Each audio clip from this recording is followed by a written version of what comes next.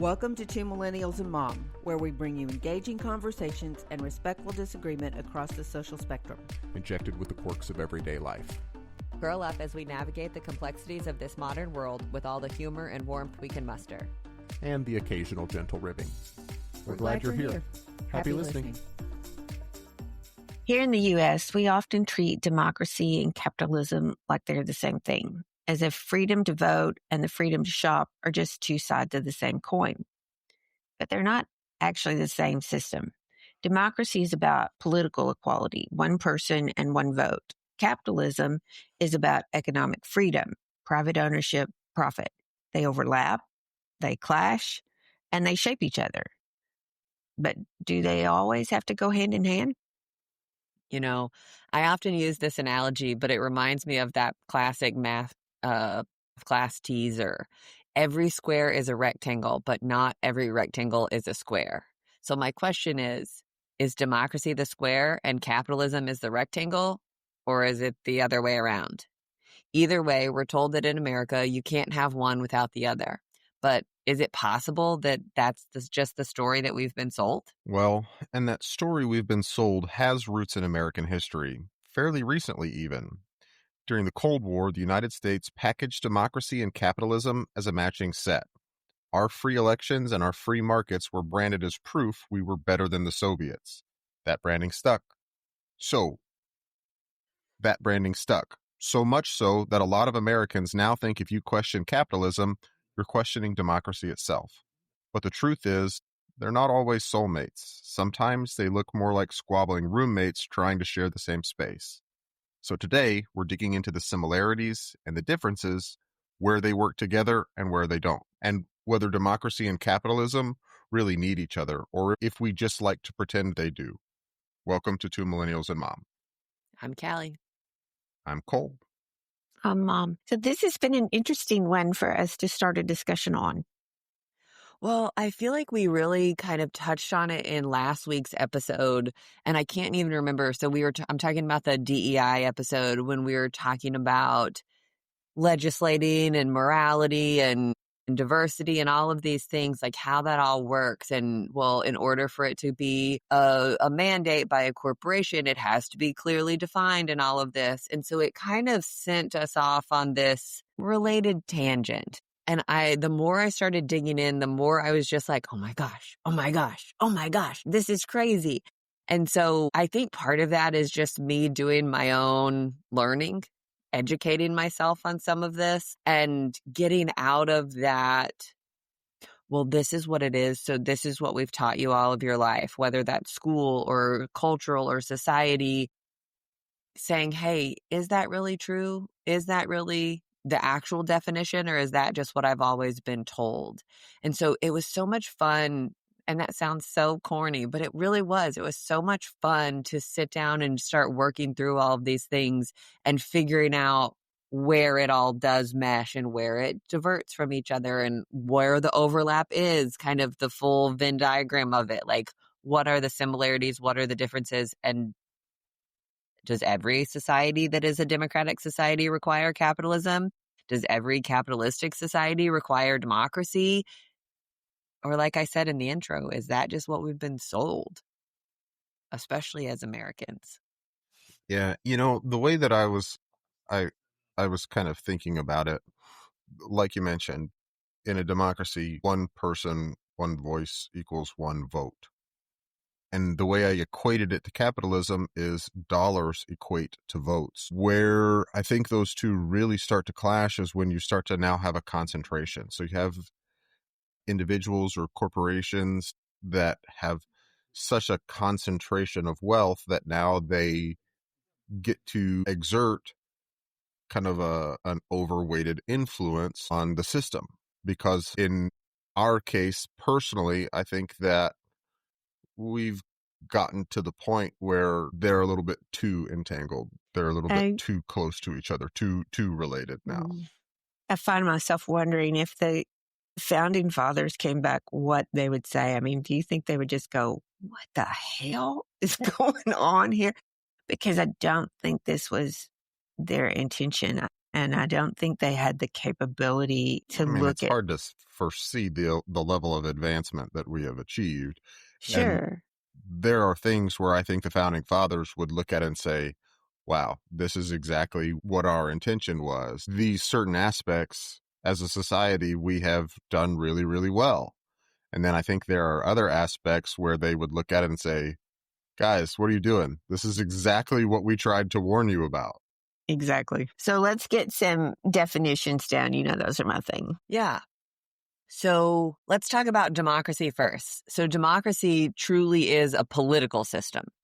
It is ruled by the people. The core principle is political equality equals one person, one vote.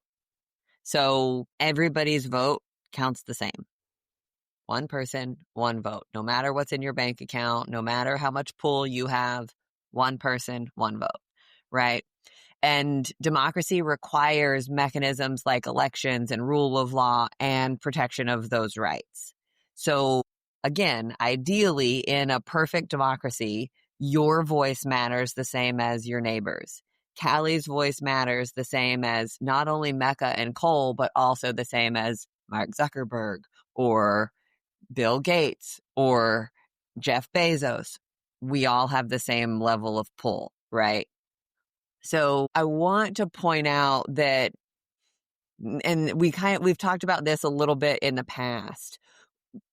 While America is not technically solely a democracy, we're a constitutional republic, there are some differences in that, as we're a representative democracy. So we're still utilizing the democratic process to say, my one vote goes towards this person and your one vote goes towards this person too. So we're going to elect those people to then make choices and decisions for us. They are being represented by other people that we have elected. We have chosen for them to make calls and determinations and rules for us.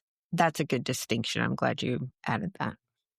Yeah. Where I think we start to get into the issue is with that meshing of the form of capitalism that we are utilizing, with that marriage of our political, supposedly democratic system mixes with the capitalist system of capital. We have, and we've alluded to and referenced and mentioned this in several podcasts previously.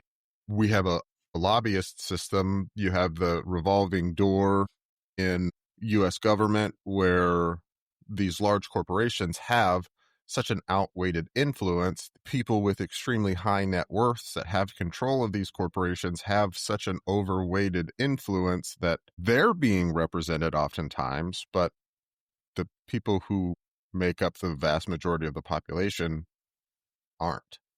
Or the people who make up the vast majority of those corporations aren't. Sure. And I think that that's worth noting, because if you looked at corporations as a representative democracy, you could say, hey, all of these people who work for Amazon get to vote on their thing, and that's how Jeff goes. That's how he uses his influence. That's how he uses his power. But that isn't the case.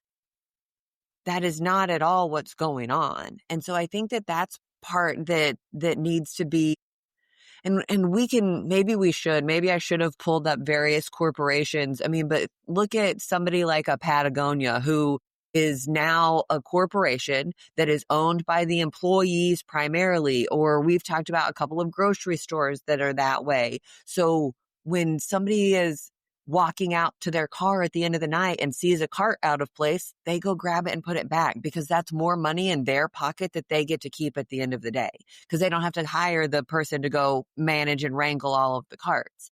And so I think that we can look at all of these different corporations that, like Cole said, their influence is outsized by, or how do I say that right? Their influence is managed by an outsize of their population, of their corporation, whatever that is, versus somebody who is managed by the people across the board and all have ownership stake in it and how they value it. You know what I mean? I think that there's a difference.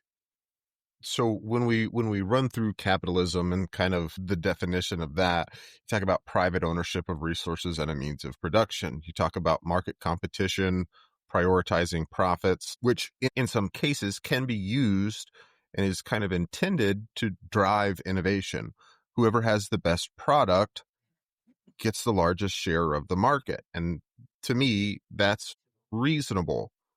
What I see happening, unfortunately, is we've now kind of got this clash of feudalism with our representative democracy. And these fiefdoms, if you will, these mega corporations have so much influence just because they have such a high concentration of capital that those people that we are electing ourselves to represent us end up representing whoever can make the biggest donation, whoever can make the most donations. And really representing themselves so that Well, they can yeah. maintain power, so that they can maintain authority. And it doesn't really have a lot to do with us. As I started to say it takes constituents. away that one person, one vote because it puts dollars behind it. And so it takes away the impact of that individual's vote who isn't willing to pay or can't afford to pay. It Right. takes away their influence. Right. Well, yeah, and then you start to run into these particular issues where, because they need to keep donors donating so that they can maintain their individual influence, well, now they're making decisions that are beneficial to those donors but detrimental to the vast majority of the population in some instances. Yeah. Yeah. And it definitely changes the power of one voice, one vote. It lessens it, right? Well, I mean, it effectively neutralizes it, in my personal opinion. What do you mean by that? What do you mean it neutralizes it? I can go and vote for whoever I want to, and just because the person that I vote for wins and is the person that is elected doesn't mean they're representing me, because they have to represent the concentration of capital. They have to represent capital's interests, not the interests of all of their individual constituents. Now, on a certain level, they kind of have to do both, but oftentimes we see that more as spin than actual representation. Yeah. Like, obviously, they can't go and say, everybody in my district now has to work for minimum wage for this mega corporation. It's not that extreme, but still, the legislation that ends up getting passed oftentimes is of more benefit, again, to either the representatives or the concentration of capital that those representatives are now, because they took the piece of cake. Now they have to pander to whoever gave them the cake. Does that make sense? Yes, I do think that it makes sense, but I think it muddies the waters at the same time. And maybe I don't know how to get past that. Get past what exactly? I mean, the muddy waters of it, because I don't know. I don't know. So let's talk about what we as Americans think of as freedom, because I think this is where it gets kind of Muddy and combined. And I have to say, I might be a little bit embarrassed, and I think that's my history, is that somehow it's come together that freedom and economy, capitalism have been linked so closely together that it feels un-American not to support capitalism. And it just doesn't, if you really stop and look at it, just it's kind of like, wait, why? Well, How did that come to be? yeah, and I think that was kind of the most fascinating part to me, because, Mom, I'm right there with you from a little bit of an embarrassed about my own knowledge of history standpoint. But the more I dug in, the more I started going, oh, wait, here was this one little thing that somebody said, hey, let's look over here, and started distracting from other things so that we can send this specific message.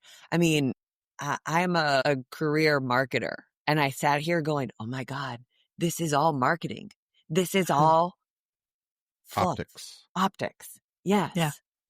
So, I mean, I think you really see that when you look at the Cold War and it's the U.S. against the Soviets, and and that seems to kind of be where it started to get entwined. well, but Because let's go back. Go back here. When Thomas Jefferson was originally putting together all of the framework of this country and was putting that together with the other founding fathers, when he originally wrote Life, Liberty, and the Pursuit of Happiness, it was not Life, Liberty, and the Pursuit of Happiness. It was life, liberty, and property. because you had to be a property owner to really have a vote. Right. So automatically capitalism is starting to be baked into those freedoms of ours. You know, we talk about the American dream, and I saw an article just this week that was talking about the American dream now costs $5 million. What it takes to be educated, to have a comfortable retirement, to afford quality health care, to own a home, to raise your family. $5 million is kind of the bare minimum for achieving the American dream right now. I mean, you've got all kinds of blended political liberties and economic opportunities as if they're completely inseparable. You cannot have one without the other. And then you go into, again, it's all freaking marketing, y'all. You go into World War II, and after that, you had advertising campaigns that were urging Americans to buy war bonds. Not because it was better for you, but because it's better for our country. To buy consumer goods as your patriotic duty. I mean, we talked about this the other day. I specifically remember after 9/11, George Bush coming out saying Americans need to go shopping. This is how we're going to show our resilience, equating our consumerism, our consumption with our national strength and freedom to the rest of the world. Go shopping. Because mean, we can and- spend, we are mighty. Yeah, And on a certain level, that's not wrong. it isn't. I mean, It that's isn't. really where, if you want to talk about our ability to really the reason that we were victorious in World War II, obviously the support of the other allied nations is important there, which Yes. we're all largely democratic capitalist nations at that point. But the ability for those corporations to turn on the manufacturing, well, in order to do that, they have to get fed capital. Money. Yeah, I mean, Yeah. and so they essentially got this huge infusion of cash in order to start manufacturing these goods that were needed to win the war, funded by things like war bonds, where the American people go out and they say, hey, we're going to buy these war bonds. These war bonds are essentially the exact same thing. I mean, in essence, they are a lot like a treasury bill or a treasury note, where you're going and you're saying, hey, I'm going to give the government this cash for them to use on whatever they need. And then the government takes that cash from the war bond and sends it to these corporations to pay for tanks, oil, metal fabrication, plane engines, rifles, ammunition.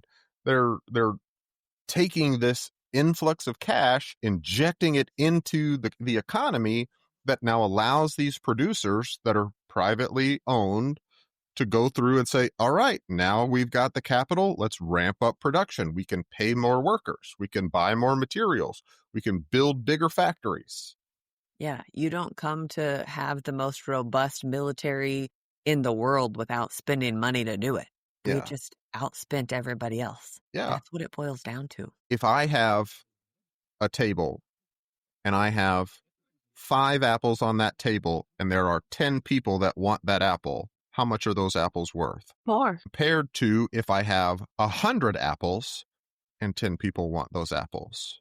It is on a certain level supply and demand, and the money supply is much higher now than it has ever been historically, meaning that there are more dollars available, inherently reducing the value of those dollars because the supply is larger.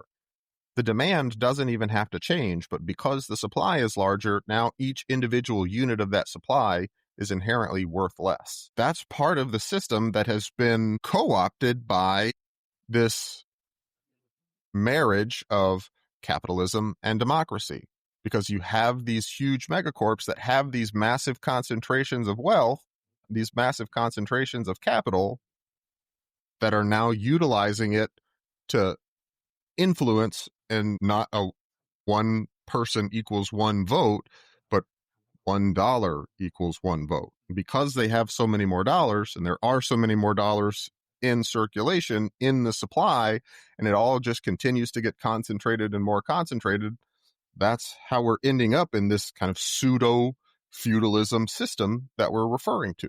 Well, we're talking about the marriage of capitalism and democracy, and how capitalism has kind of overtaken, we feel that capitalism has overtaken our democracy. But there are some kind of finer details that are less talked about that are cause of that, and that are exacerbating that. And you think that's inflation? Well, inflation is a part of the equation, but inflation is a result of the inputs that are causing more inflation. We're talking about democracy. My vote and Callie's vote have equal weight. So if Callie and I vote for the same person, but we want that person to do slightly different things, but I can donate $1 million to their campaign and Callie can only donate $1, who has more influence over that representative? You do. Who does or who should? Who does? Right. Because that, I think, is a really specific sticking point here. Who does and who should are not the same answer. Right. And we can talk about who should all day long. That doesn't change the reality of who does. So we were talking about, you had mentioned something about it makes you feel un-American to question capitalism. And I think that is pretty easily linkable to the marketing, the branding, the optics that Callie mentions from World War II into the Cold War.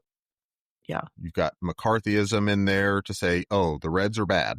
You've got the Red Scare. Yeah. Anyone who believes in communism or any form of socialism is un-American. Anyone who questions the system is un-American, which to me, that mentality that you can't question this is un-American in and of itself. But it got branded as the most American to say, if you're not for capitalism, you're not for democracy. Okay. So let's step back to that part where we're talking about that branding and the link there, because I think that's a big component of this. Yeah. So, I mean, you had in the Cold War, post-World War II, the U.S. positioned itself as a leader of the free world. Nobody else did that for us. Nobody else came out and said this was what it is. We just We had all these allies, but they're not saying that. We're the ones saying we're the rescuers. We can do this. We fixed We're it. the leader. We are the most powerful. That's Yeah. branding, right? And we're the leader of the free world. Everybody else has just as much capability as we do, but we're going to take the title. I don't know Being that's fair to say, though, What do you because not mean? everybody had the same capability. Because without the U.S. presence in World War II, Europe was losing. Asia was losing. They had to have the manufacturing base, the economic base of the United States to come in and say, hey, we're going to out-manufacture you. Our tanks may not be as good, but we've got 20 times as many. Yeah. But I think that's our point is that it became a link between assuming or understanding that freedom only related to goods that could be produced. So because America could produce more goods, then it was more free, or it was standing for freedom. And I'm not sure that those are really supposed to be linked. Well, I mean, you had, again, more marketing of slogans like freedom isn't free.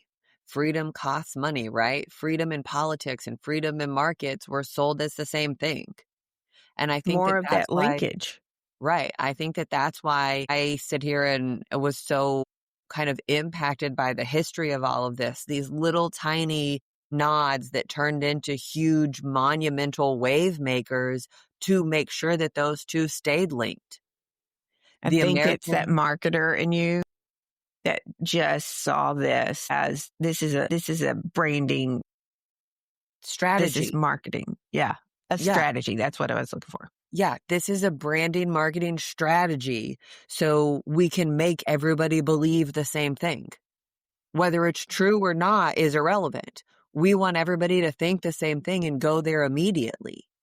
You know, the American dream became a hybrid of both. I want the freedom to vote and the freedom to buy a house. I want the freedom to have children and build my wealth. And so it was marketed all in this way, in this strategy to say, hey, they're one and the same.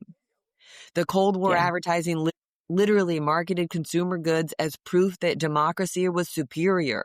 Look, all the Soviets are standing there in bread lines. We have 31 flavors of ice cream. And so my question becomes, is the pairing of democracy and capitalism authentic? Or is that just propaganda that stuck? Marketing that we were taught. I think it's both, honestly. But I think that there is more nuance within capitalism. Capitalism is a relatively broad term in the way that we're utilizing it, but there are different versions. There are different methods of utilizing capitalism. And I think that the system that we're using right now, again, we've referenced this before, and I'm sure this is something that we need to go into greater detail on, but Citizens United specifically allows corporations to be treated as individuals under the law, meaning that a corporation also has free speech, which to a certain degree I understand until they start utilizing that speech, that concentration of wealth, to exercise outweighed influence. Well, and it's like you were talking earlier, Callie, if you're not representing the individuals that make up that corporation and you just have one person calling those shots, regardless of what everybody within that group agrees on or votes on, then it's a difference. That has weighted that one vote, that corporation vote, completely different from my vote. Right. Because of that lack of separation of capitalism and democracy, it allows those with outweighed influence to create rules that prevent other people from having their own influence, from outweighing the influence of that corporation, that fiefdom, essentially. That's why I want you to go back and you say that when Callie asked the question, is the pairing authentic or propaganda, you said you think it's both. I can see the propaganda real easy.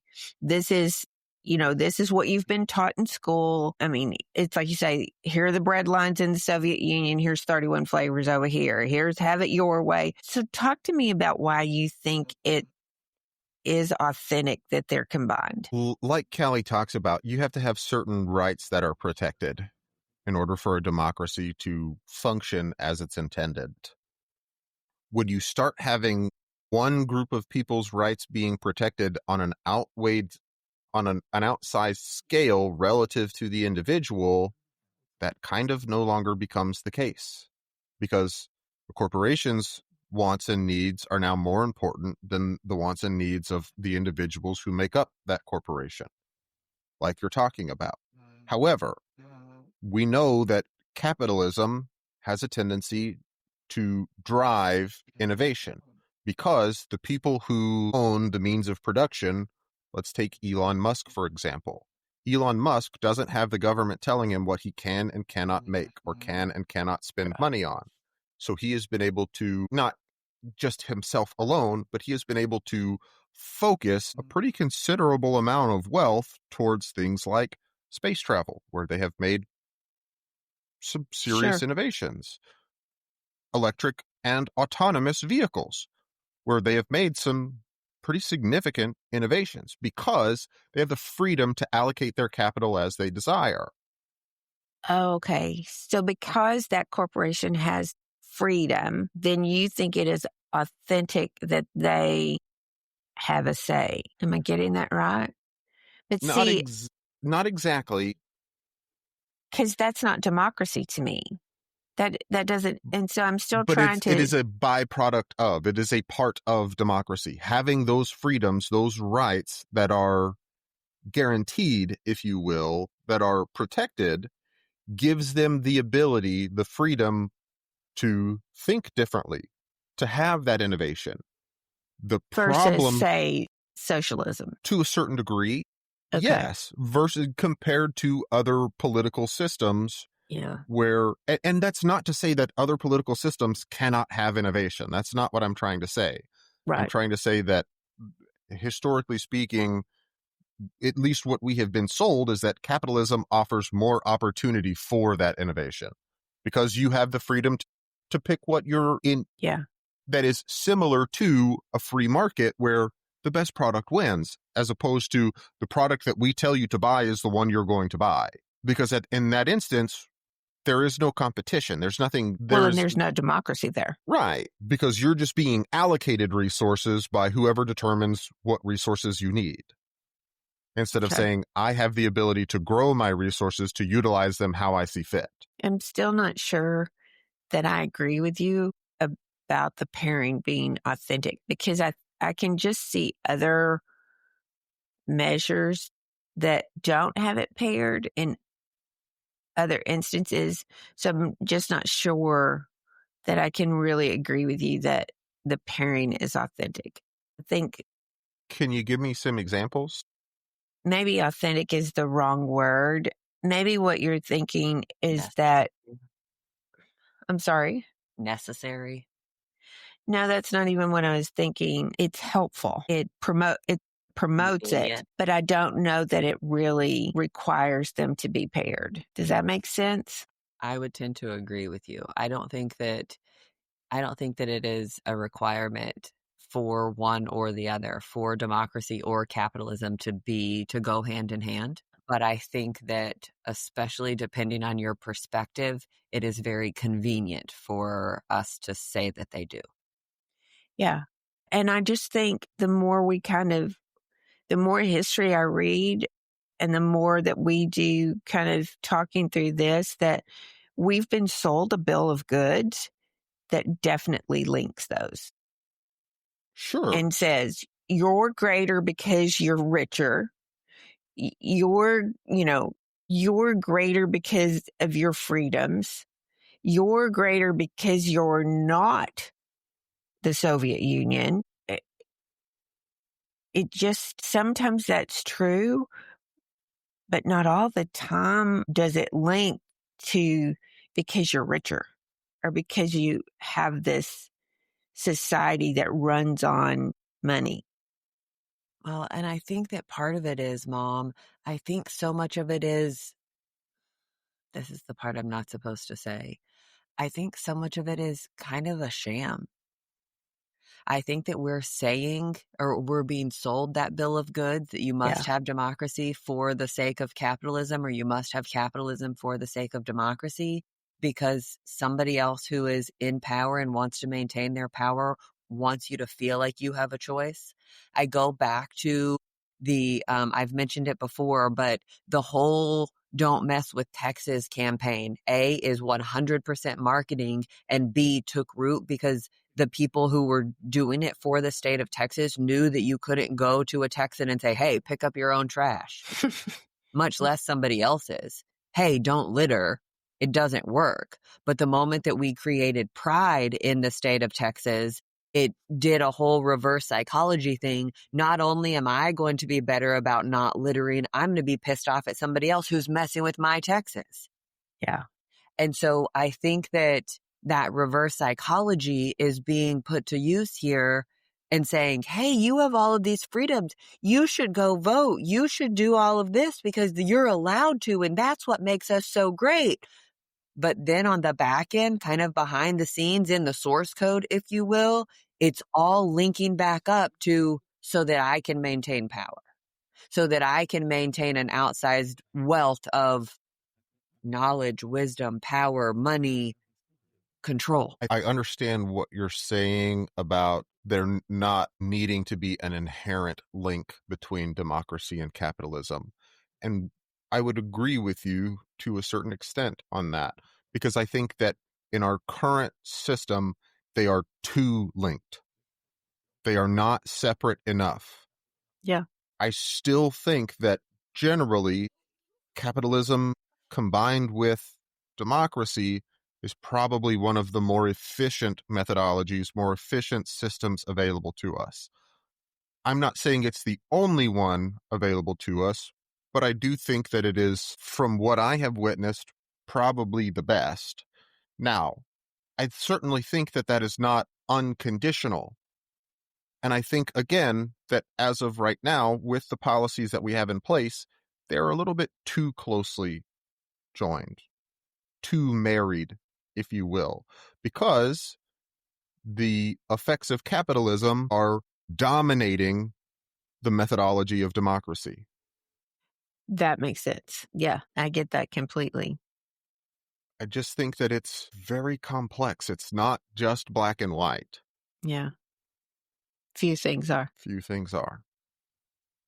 And Callie, I think you're spot on. I think the branding, the marketing of it plays a huge role. I think we're just so accustomed. I think we, particularly as Americans, have, and I hate to use this word, but this is the word that comes to mind, brainwashed about this, of the linkage there. Yeah, I think we're so susceptible to that branding, that marketing. Yeah, because it hits us from all different sides, from going to school to wars to, going to Target. Right. I mean, we talked about this a little bit the other day. Political rhetoric and the corporate marketing very much go hand in hand. Companies are wrapping themselves in democracy-flavored branding. Have it your way. Vote with your wallet. The customer's always right. And politicians are going and using free markets as a shorthand for freedom, linking deregulation and tax policy directly to democracy itself. And I think that those are kinds of things that we've got to kind of wake up to that brainwashing about and recognize for what they really are. Because it's linking our American pride to money. Well, and I think that there is some solid foundation in that. I think our economic system is what has allowed us to become the nation that we are. It's at least a part of it. It's a part of it. It's a part of it. I'll agree with you on that. But I'm not sure that it's not because we haven't been brainwashed into moving in that direction. Because you can have capitalism outside of democracy. You can. Or even democracies with less capitalism that is not so upfront as it is in the United States. Sure. Not so patriotic. Yeah. Sure, patriotic is still freaking branding, though. But how many of those nations have developed to the same level that we have, who have been able to exert the same amount of influence globally that the United States has? But I think that goes back to our conversation the other day about you and I growing up in the same household. We had the same parents, we had the same opportunities, and we utilized them differently. The outcomes are still different. I think that the same could be said of various countries doing the same thing. And I think that the other bottom line here, it's like when you start playing a game of Monopoly, right? Everybody gets X number of dollars at the start of that, and how you use them is up to you. That isn't reality. Everybody doesn't start off with the same number of dollars, with the same opportunities at their fingertips. And so we've got to be careful about linking all of that, making it. That's where I think the propaganda, at least for me, really comes into play. They are not the same thing. We do not all start from the same place. And so to sit here and hold everybody in this country, every other country individually, like to hold everybody accountable from saying, hey, this was a 100-yard dash and you did it faster than we did. It isn't a 100-yard dash. We don't all start at the same starting line. We don't all have the same metrics by which we're working off of. Let me back this up here a little bit and see if I can change the phrasing to make it make a little bit more sense. Callie, can you pull off a marketing campaign if the entire campaign is completely lies? Sure. Yeah. Donald Trump just got elected to the White House. Yes, absolutely. And it wasn't completely lies. If I see a McDonald's commercial and it says all of our hamburgers are flame broiled hamburgers and they're delicious, and every time I go to McDonald's they hand me a pile of shit, am I going to keep going to McDonald's? No. Okay. I see what you're saying there, but There has to be at least a kernel of truth to that marketing campaign. It can't be completely 100% falsified if they want that marketing campaign to be successful. I do think that there is a relationship between capitalism and democracy that makes it a successful system. I am not saying that our existing system is perfect or that it is even a great example of the correct way to link capitalism and democracy. Do you think that I am saying those things? That's what it seems like. Okay. I don't believe that you have to have both in order for either of them to survive. And I would agree with you. I also think that having the two of them paired together so far has been the most successful.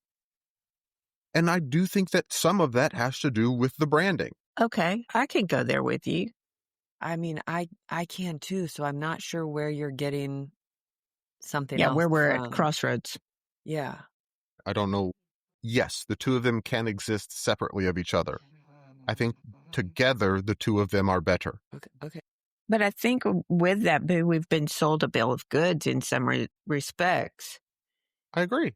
that have marketed them as the same thing, not as unique Someone is philosophies.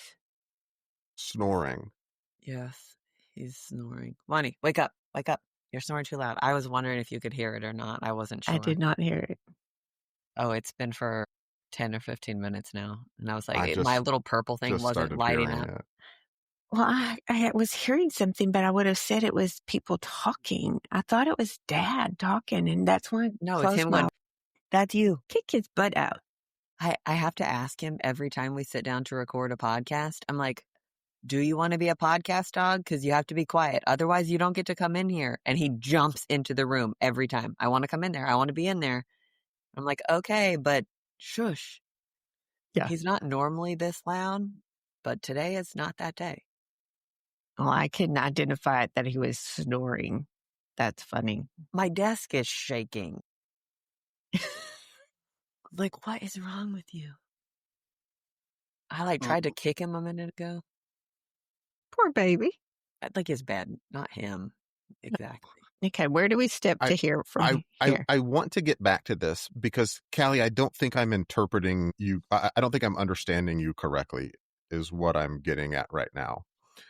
Because what I am hearing is that we like democracy, but we don't want the capitalism with it. And I'm not sure I agree with that in particular. I did not hear that. That's certainly not my intention of what I'm trying to get across. I am trying to get across that they don't have to be linked, and they continuously have been linked by various methods and marketing tactics. And it seems a little nefarious, really. Yes. I mean, that the intention is to say, these are the same thing. And if you don't believe in this one, then you're not American, or you don't believe in freedom. But it's not that you need to get rid of one of them. Right. I think that both of them are a bit out of control right now. But and I think that is due to them being too closely related. We agree with you. Which is my point, why I'm going through showing all of these ways and why in opportunities that have been taken to relate them so hand in hand. Okay. Yeah. Maybe I'm just interpreting it incorrectly then. Is it just a smoke and mirrors kind of thing where we're just going to, we're going to put all of this in front of you and we're going to link it to a key word that generates patriotism in you so that you don't really see. Yeah. You don't really see what we're doing on the other side. Right. Which is kind of my point. And that I agree with. I think our current utilization of both systems is resulting in neither one of them really being Great. Because the true. truth is, I think for capitalism, for me to think that capitalism is really beneficial, I think even you have talked about, it should be that the best product comes to market. And a lot of times because of the way that we do capitalism, it's whoever has the most money is what comes to market, not the best product. Yeah, and I'm 100% there with you, because that should be the goal of capitalism, is that the best product wins. And so The I think we've result overshot it. I would agree, because the result now is whoever can suffocate any competition is who wins. Yeah. Right. And I don't think that should be the goal. And that isn't democracy either. Agree. That's feudalism. It's economic feudalism, if you will. Yeah. I just think it's really fascinating how closely, and I see it more growing up as a kid during the Cold War of, the Soviets are bad and the Americans are good. The Americans are for freedom. The Americans are for, free enterprise. And that's not what the Soviets are going to give you. And we don't want the Soviets to, have any influence on anybody else because, they're bad. And somehow that's got linked together so that we don't even think of them individually. Anything regarding capitalism is democracy, and that's just not true. Right. Yeah, well, I agree. So maybe then we need to hop into the comparative systems, like other ways that people have paired them, that societies have paired democracy and capitalism more or less, like the weight of them. It's you always said going to something equal. a while ago, Boo, about, who else? And I wanted to go, China, because they have such a large influence on world economy. Sure, but China would not be a linkage of democracy and capitalism. No, but it was the way you said it. Think of somebody else who doesn't pair these. And I thought, China? Right. Let's go. Do you think China does it better? No, it was just an answer to your question. I think that there is a case to be made for everybody doing some facet of it better and everybody doing some facet of it worse. Yeah.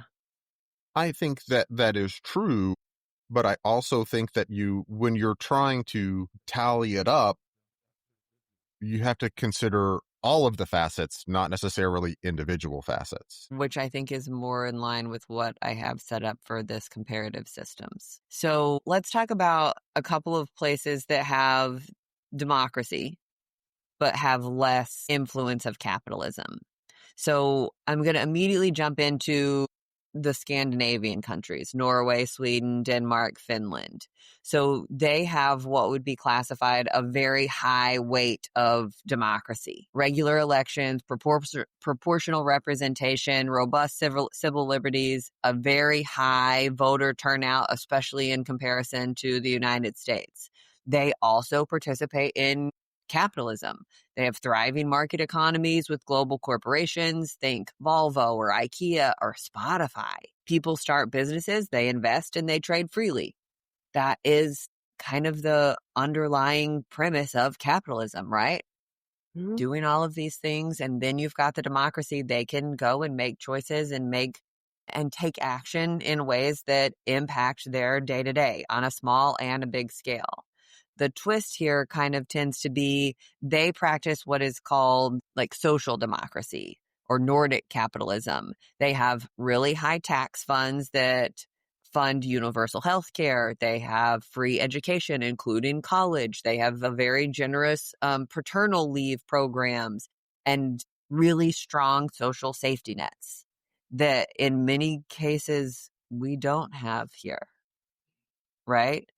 So in a system like these, capitalism generates wealth and democracy steers how it's distributed. So we're taking X percentage of this via taxes so that we can make better over here in these other places where we don't have the money invested naturally. So the question here becomes, does it still classify as capitalism if the state is regulating or the country is regulating and redistributing profits? Or is it democracy in their economy too? Well, I mean, I think the answer to that question is it's complicated, but So much new. yeah. I was going to say the same. It's nuanced. Yeah. Would you Sorry, say babe. that they have more democracy than we do? Yes, I would. Would you say that they have more capitalism than we do? I think you would have to define those metrics more specifically. I don't know that it's either one, that they have more of either one. They're just distributing it differently. So I think that this is a great time to talk about the 30% chance of changing public policy.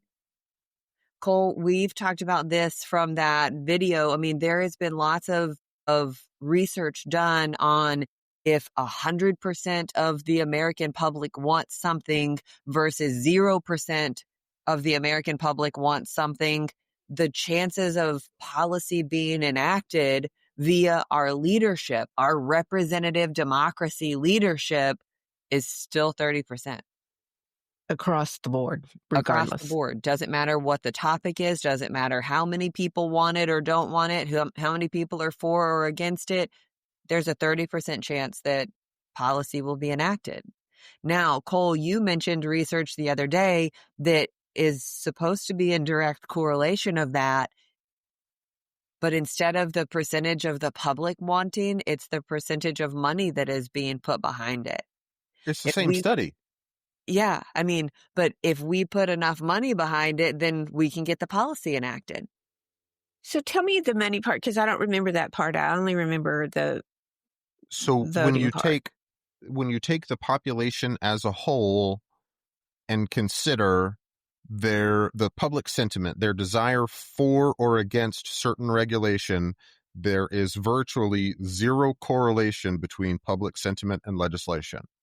Because regardless of whether we really want it or we really don't want it, there is roughly a 30% chance of legislation getting passed. However, the higher your net worth, the tighter the correlation is to sentiment and the probability of legislation getting passed. So if you have a much higher net worth, there is a much greater likelihood of something you do want getting passed and something you don't want not getting passed. Are you tracking with me there? Yeah, I am. I'm just trying to pull that in. So with the 30% that we originally talked about, if 100% of people want this, there's a 30% chance. But if one of those people is wealthy and wants it, that raises that percentage significantly? We're talking about two different groups of data. We're talking about two different correlations. When you talk about everyone, the population as a whole, there's no correlation. 30% chance. When you talk about just the population of people, and you can get smaller and smaller population sizes due to net worth, the higher your net worth is, the more correlated it is to whether your sentiment matters, whether your sentiment aligns with policy that is enacted. Okay, I'm with you. I'm tracking. So is that still democracy? I would say no. That's not one vote, one person, one vote. It's democracy for a select group of people. I mean, that doesn't count. I wouldn't disagree with you. But, you know, it's not all that far off from the original form of democracy that was built in by the Constitution, where it was basically just wealthy landowners that had the ability to vote. But there was great debate on that also. Sure. And I think there should be. I just don't know that I can call it democracy if it's based on how wealthy you are. If the circle gets smaller based on your wealth, then I don't know how that's democracy. I think we have a misconception of what democracy is. I thought it was one person, one vote. Not necessarily. It is a group of people that get together and vote on what happens. Our version of democracy is supposed to be one person, one vote. But Okay. historically speaking, democracy has been concentrated across people with influence, people with capital. So, and I'm not saying that that is the right way to do it. I think that we have been sold a bill that says this is what democracy is, Yeah. but that's not necessarily what democracy is. It's one No. vote. It's one person, one vote from your perspective. Well, and maybe it should be one One person, one person. vote across the entire population. I thought that was the goal. But and for our society, I think that may be an admirable goal. But I don't think that that is inherently what democracy is. That may be the version of democracy that we want and should strive for. Yeah. But again, I think it has to do with the marketing. We've been sold this picture of democracy that is one person, one vote. Everybody is equal. But the reality of the system is that that is nor has ever really been the case. So let's go back. Cal, you talked about the Scandinavian countries that are democracies, but they use their capital differently, but they are still capitalist in that they have the freedom to be entrepreneurs and grow their businesses and create product and sell that product. So give me another one. So then you've got India. India is considered the world's largest democracy with over 900 million eligible voters. And yet, as I think of India and their caste system, Yep. and knowing there is a group of people simply because of who they were born from who are completely poverty stricken. Well, you have to With think no- about how old and or young their democracy actually is. India sustained democratic governance and since their independence was formed in 1947. That's less than 100 years ago. Yeah. And so it's But all again, very new. you don't think of it's hard for me to think of them as a democracy because they're of that caste system. Yes. It's like you say, Cole, instead of wealth identifying who that pocket perception of democracy is, it's birth Mhm. that's identifying that. Yeah. So there are certainly flaws within it. Corruption, the caste politics, the religious tensions. This is all very, very much at play. But at the end of the day, at the end of this day, there's a 75-year-old democracy. They're still learning too and still trying to figure it all out. But They're they're still a having democracy. to fight all of those different things, all of that corruption, that caste system, who weighs more. Wait, we have to get that line of thinking out of our heads. One person, one vote. Being a And that democracy takes doesn't just time. magically fix everything. Right. Right. And so India is also utilizing capitalism a little bit different. So for decades after their independence, again in 1947, India followed a state-led socialist-style economy. They had government-controlled banks. They had heavy industries and trade. And then in 1991, a balance of payments crisis forced sweeping economic liberalization. So since then, capitalism has driven rapid growth, creating a tech sector boom and lifting hundreds of millions of people out of poverty. There is still absolutely inequality that is running rampant. They're working on it. But look at how many corporations are outsourcing to India. Mm-hmm. I mean, we talked not too long ago about there are areas within India that they have built that, I mean, they look like what our Las Colinas looks like, but, with just mega buildings everywhere, but they're all serving U.S.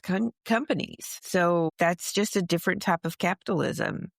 Well, and I think that shows, like India specifically shows that democracy can thrive without capitalism at its core. And it ran as a democracy for decades before opening to free markets. But then once capitalism arrived much later in the scheme of things, while it brought growth, it also introduced new tensions between the ultra wealthy and those still in deep poverty. Those caste systems, while they've kind of thrown them out ideologically, they're still there. Yeah. I think that it goes to show that, especially the U.S. idea that capitalism is a prerequisite for democracy, isn't the only option. And again, this is me not coming in saying India's doing it better than we are, we should be like them, or Scandinavian countries are doing it better than we are, we should do, or the toss opposite. capitalism. Yeah, or the opposite. Nobody's doing it well. We're doing it great. They're doing it great. Somebody should follow so-and-so. It's just different marks on the same kind of plane here. Comparisons. I think especially when you're talking about India, if democracy is about equality, what happens when capitalism creates billionaires on one side of the street and slums on the other? You've already got those caste systems that they're trying to kind of break out of. I mean, is that not gentrification by taxation at its finest? But don't we have the same thing here in America where we have mega millionaires and people who can't afford to eat? And I'm not saying that's a negative to capitalism. But if it sure is a hard pill to swallow. I think it's for us saying this is what democracy is, but not holding our feet to the fire to be democratic in all actions. And if you really gave every individual in America one vote and it had nothing to do with their wealth, what would change? I think that that's a really good question. What might that look like? And I think social media is a really good example of how scary that can be. Because What do you think mean? about it. Social media doesn't have the same preference. You can be as poor as they come and be a TikTok star and grow your wealth that way. You don't have to be a mega millionaire to go and become a mega millionaire. Social media has shown us that so many perspectives are valid to lots of different people. I think that we should look, what was it? I think it was 2023. The United States specifically experienced, maybe it was 2022, but the United States experienced more growth in the millionaire segment than had ever been the case in history, in our country's history. More people became millionaires that year than had ever before.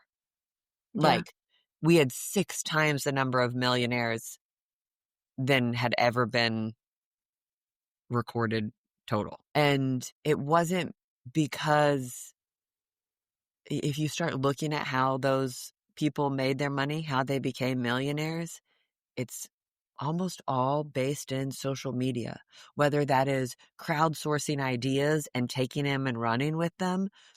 But it gave a new platform and a new opportunity for people to step up and make money in a way that suited them. Whether you're a stay-at-home mom who's making videos about how to make healthy lunches quick and fun, or whatever it may be, social media kind of leveled the playing field in some capacities to say, hey, you can do this too. All you need is your phone. I do think there's some additional context, some additional nuance to that I don't think should take away from that point, but I do think that it may dull its edge a little bit. Going back to inflation, if there are more dollars in supply, if those dollars are worth less, in theory, that should make it easier to become a millionaire. But being a millionaire post inflation is less meaningful. Becoming a millionaire in 2022 isn't as meaningful as becoming a millionaire in 1990. Yeah. Mm-hmm. You can't buy the same thing with $1 million today that you could buy in 1990 with $1 million. Or 2015. Yeah. And so I do think that that's important context to know. So are there places that are successful capitalists that aren't democracies? Yes, there are. So you've got places like Singapore, who formally is a parliamentary republic, but in practice is dominated by one party, the People's Action Party, since their independence in 1965. So again, also relatively new in that independence and choice. Elections happen, but opposition is limited. Media is tightly regulated. Free speech and assembly are constrained. They have a wildly successful free market economy, one of the richest countries per capita in the world. They're very definitely known for their business-friendly policies, low taxes, and are a major finance and trade hub. This is where it starts to get kind of kind of hairy. It's capitalism without liberal democracy. That's what Singapore is. Citizens can buy luxury cars and live in futuristic skyscrapers, but they can't freely protest. They can't criticize the government, and certainly without risk. So is economic freedom enough if political freedom is limited? You can own a Lamborghini but not start a protest. Does that mean you're actually free? I guess that's your definition of freedom. Yeah, I guess it depends on what your end goal as an individual is. Yeah. Yeah. Absolutely it does. That's such a fascinating question. Yeah. And it can be answered very differently by any person that you ask. Yeah. So then, Mom, you brought up China earlier. So China has no democracy in a Western sense, right? They have one authoritarian party that is state-led by the Communist Party of China. Elections exist only at a very local village level. But from a capitalism standpoint, China officially calls its system socialism with Chinese characteristics. In practice, it's more of a hybrid. They've got private businesses that thrive in many areas. Think Alibaba or Tencent or ByteDance, BYD. Then they have foreign investment that is pouring in, but the state is still controlling key industries and can intervene at any point, a little bit or a lot. So I think that you could sit here and look at China and say that China has shown that you can have market-driven economic growth without democratic governance at all. It has lifted more than 800 million people out of poverty, but it's restricted their political freedoms in that process. I think it all is a balance. And yet you look at so much of what I see about China, if you're reading about it, is, I mean, they built heavily for business properties and then nobody would rent them. So they've spent all of this money, but they have no renters there. And they're twisting that to, try to play that to the people, not as a mistake of their government. And so it's, that's just a Western opinion on it. Right. True. It looks different than mine, so it doesn't count. I really think of China more as being so limiting of what you can think. I think of religion is the thing that pops right into my head, is they want you to only have this, a state approved religion, not any other type of religion. And they've varied at that. It's sometimes, they've easily turned their head on that sometimes. And then sometimes they've not. And, people have gone to jail for that. So it's really, and again, that's my American viewpoint. And I don't really know. We have to consider the marketing spin in that too. Right. Yeah. I mean, can you imagine if the American government said, hey, you can only have X number of children? You can only go to Southern Baptist churches. And you can't talk about any other. Yeah. So, you can have this business, but we may take it away from you and we may control it and we may set all of the guidelines on how it's run. Right. So that begs the question, is China's authoritarianism wearing a capitalist mask, or is it capitalism wearing an authoritarian mask? You for the former, personally. Interesting question. So again, these are just a couple of examples of various places around the globe who balance and rate that differently. Yeah. Capitalism and democracy, it doesn't always have to go hand in hand, and sometimes it works better, and sometimes people are happier, and sometimes people like it more, and sometimes people like it less, and it doesn't work well. I mean, like, it's just all ratios and proportions of a little of this, a little bit of that, and what you're willing to And marketing. take. Yeah, and marketing, how we say it. So maybe democracy and capitalism are more like neighbors who share a fence. Sometimes they get along great. Sometimes they're throwing shit over the wall at each other. What's the old saying? Good fences make good neighbors. Because I think that specifically goes to show, like, everybody has a different perspective. Everybody has a different viewpoint going into these things. Everybody's taking a different viewpoint and perspective away from all of the marketing spin and what that looks like and means. And just because I took it this way doesn't mean that you have to or you won't be successful. Yeah. There's so much variety. I'm not sure that it's that democracy undermines or enhances capitalism. I think there's just a message there of how it's linked. Yeah. What you That do with makes it. Yeah, I think it certainly can.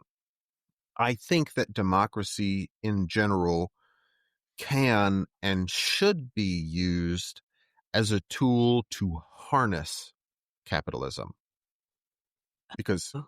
capitalism is the engine where democracy is the steering wheel or the gas pedal, if you will. And pure, unfettered capitalism leads to, in my opinion, something that looks a lot like feudalism or eventually just authoritarianism, because whoever ends up with all of the dollars has all of the control. So utilizing that democracy to carefully regulate capitalism, I think, is one of the most, if not the most promising systems that we have witnessed. But I do think that there is also potential in that for democracy to stifle capitalism to a certain degree if it is over leveraged, which is why I keep referencing, I don't know how many podcasts in a row this is, where I've talked about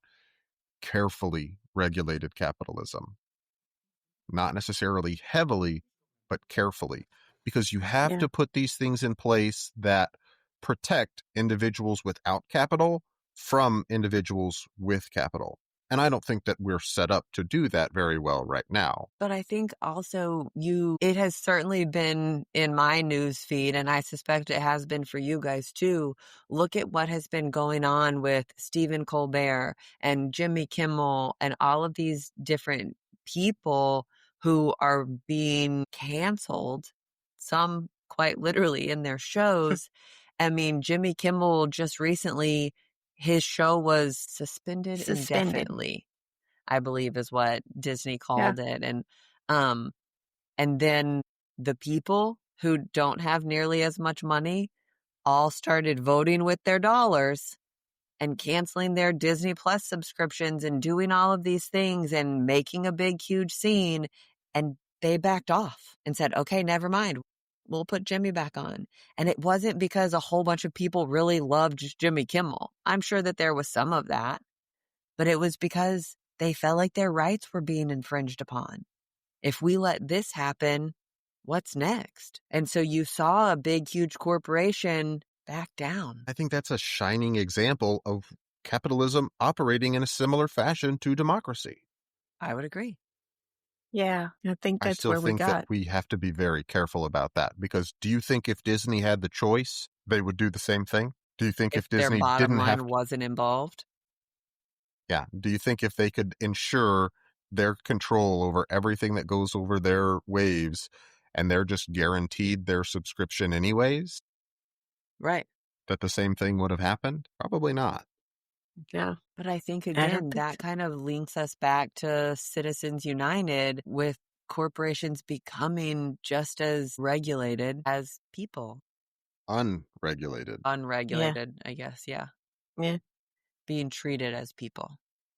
and having the same rights and opportunities that people are supposed to have. We're definitely going to have to do a podcast on Citizens United just For to sure. explain and walk through that.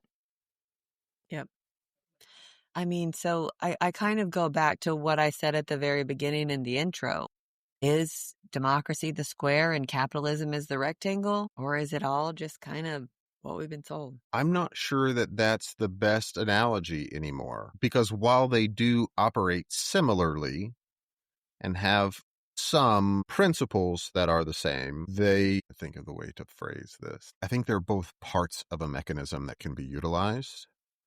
And when utilized well together, they make a machine that works well. Sure. But if you have a giant 12-cylinder engine and you try and put it on a cardboard frame, probably not going to work out all that well. So, Cal, I don't know if I can.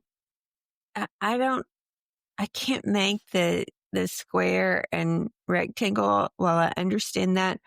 I'm with Cole. I'm not sure it's appropriate here. I mean, but it's also not a square, a square peg in a round hole. But maybe they're just two squares together, But sometimes they're not. And they're not because one is a whole political system and the other is an economic political. That's why I think they're both two squares. And maybe sometimes each one of them morphs into a rectangle, but they're really just two independent squares that sometimes influence the other one. There's always going to be overlap, but that doesn't guarantee that they have to be the same. They have to go hand in hand to work together. Yeah. I think they're more cogs in a mechanism. So, yep. Maybe I can make this analogy, and I used it a little bit earlier. You talk about capitalism being the engine and democracy being the gas pedal and the steering wheel. And I am a little bit concerned that what we are slowly becoming is where they're kind of changing places, where capitalism is becoming the steering wheel and the accelerator, the gas pedal, and it is trying to force democracy to be the engine. And I don't know that that is the best way to utilize either one of them. That makes sense. Yeah. Yeah, I would agree. Interesting discussion and not what I really had ever thought about before. It's incredibly nuanced. I just think more than anything, I'm a little ticked that we've been manipulated in how to think about democracy. And I think it takes away from what our intention for democracy really, what we say that intention is. Yes. Because what if we you want really, democracy to be and what our democracy actually is aren't really the same thing. Yes. But we've been sold that they are. It's been colored. Yeah, for sure. Mm-hmm. So, I mean, I think my takeaway really was that they don't have to go hand in hand, democracy and capitalism. But when they do, when we choose to put them together, it's messy. It requires constant negotiation from both sides, just like any relationship. And what kind of regulation, Boo? Careful Regulation. Yeah. Okay. Got a weird thought for me? I do. Speaking of capitalism, I want to talk Amazon reviews. So, okay. I know. Bear with me. So, how often do you guys skip reading at least one Amazon review before you buy a product? Very Sometimes. rarely. Yeah.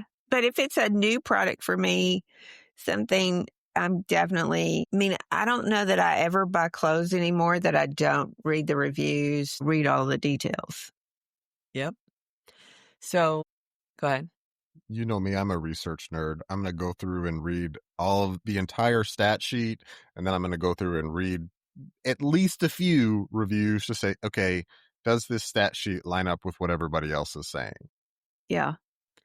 So, my kind of weird thought this week is, What if we had readily available, just like Amazon reviews, what if we had those same reviews available for politicians, the same way we do for products on Amazon? So you could sit down and read somebody else's review of Ted Cruz. I think he did a great job. I think he did a horrible job. Whatever it may be, everybody could weigh in on their politicians saying, hey, this is how they've worked. This is what it was like when they were the school board member, city councilman. This is how they've functioned. She's definitely true to her word, or was so disappointed in this. I'm a Texan. I'm a New Yorker, and how that plays into that individual, how they see that individual. Yeah. That's a fascinating idea. I think it would be interesting. I do think it would be interesting, but it's one of those things where I think in order for it to really work, everyone would have to be well-informed, paying attention to what's going on, and participating. Participating, yes. I don't think everybody has to be well-informed. How often do you see, they're my absolute favorite, when you I see know an exactly what Amazon you're gonna review say. and it's like, this product was blue and I thought it was going to be red, and the entire thing in the whole product description talks about a blue one. Like, then I can Right. immediately read that review and go, these idiots. Right. I mean, but I think- what if everyone who left the review was that way and it's a good product that now has 1 star? That's what I'm kind of alluding to. So everybody, Maybe you should be a better politician / product to get better reviews. And I agree with that aspect of it. But here's the thing. I'm going to give you this example. There's a video game that I'm playing right now called Helldivers 2. They have a cosmetic item in that they gave for free to all of the players that is a cape that you wear, and they call it the Bars of Liberty.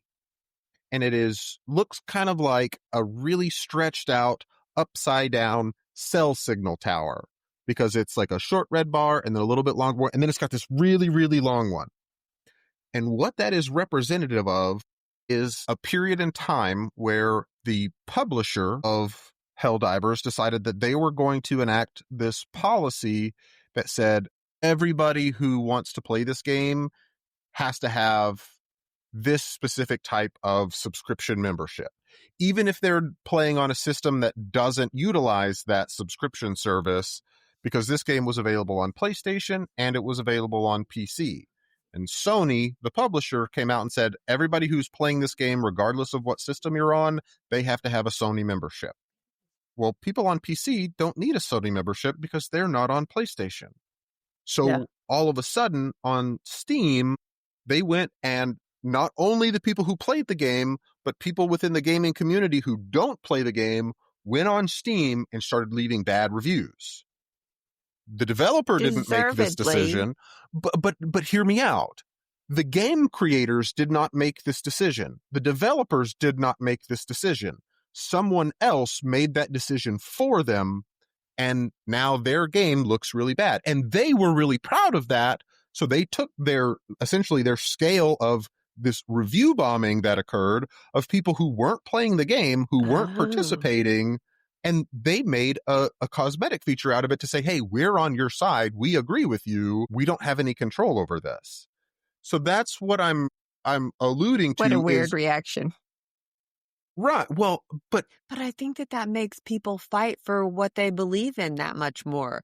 As the game developer, you're frustrated, then you're not going to sell a game to whoever it is, to Sony like that again, because you know that they're going to take it and run it into the ground. So all of your hard work is completely for naught because of the decision that somebody else made that you had no control of. You're getting those kinds of reviews so people don't go and buy it.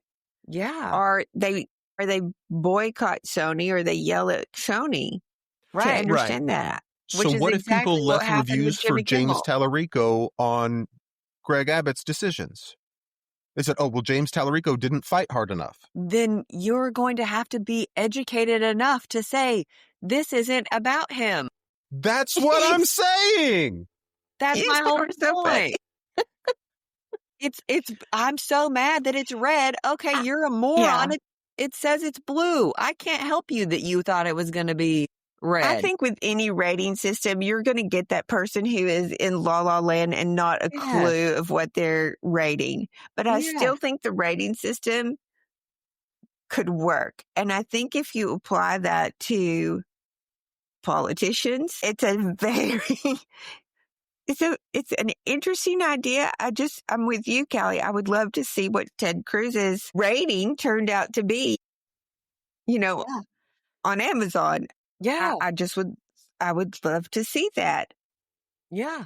It goes back to that same thing for me. It has to be very carefully regulated, something like that. Because again, you can have, how many times have you gone on Amazon, seen a product that has 5,000 5-star reviews? Amazon used to have a rampant problem with this. The reviews were for a different product. Yeah.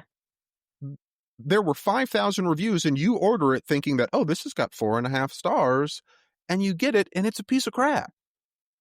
I'm still willing to do this for politicians. Even if they put James Tellerica on Ted Cruz, I'm still willing to do this for politicians because I can weed out some of those. Exactly.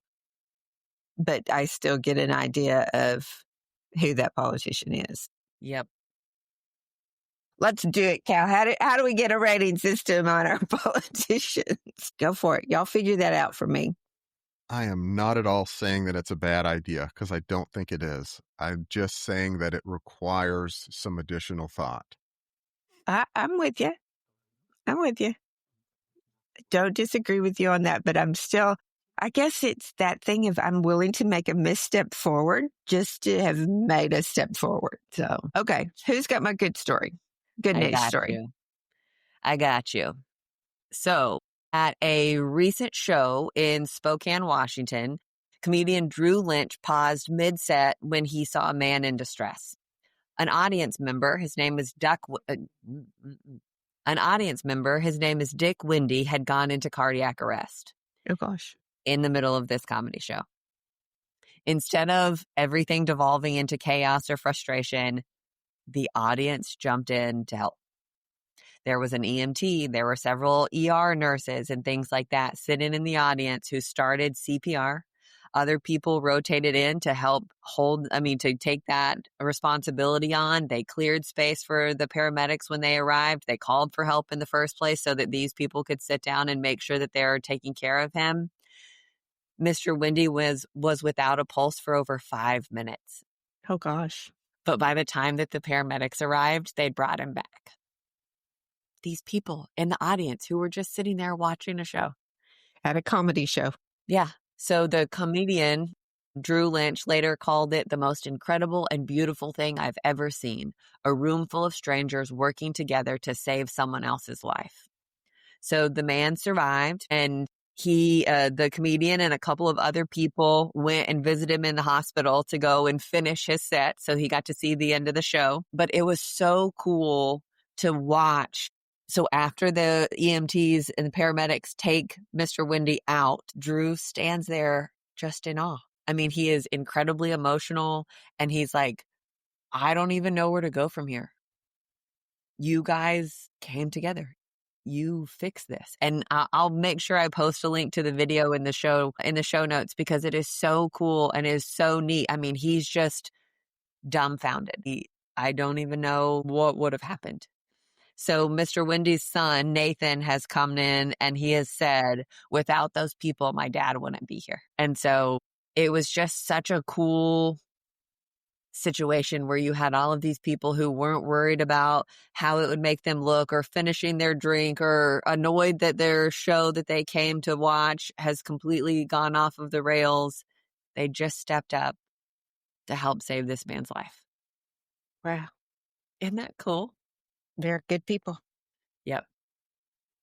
Yeah, I like that one. I did too. That's a good story. I hope he's doing well. Yep. Me too. And I really can't imagine if your show gets disrupted by something that massive. I mean, you could be pissed off about that. Yeah. Or you could just walk away and not finish it and not say anything, but I've got better to do. Yeah, I think I got the next stop to go to. Mm-hmm. I think there's lots of things in there, and that there were people who were willing to help and push things aside to make sure this happened, and then him to recognize that was phenomenal and to address it. Yeah. That's fun. It was Good really story. cool. Good story. All right.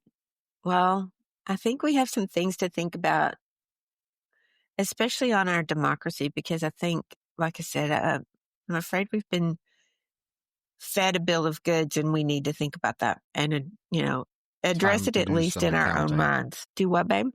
Time to do some accounting. Yeah.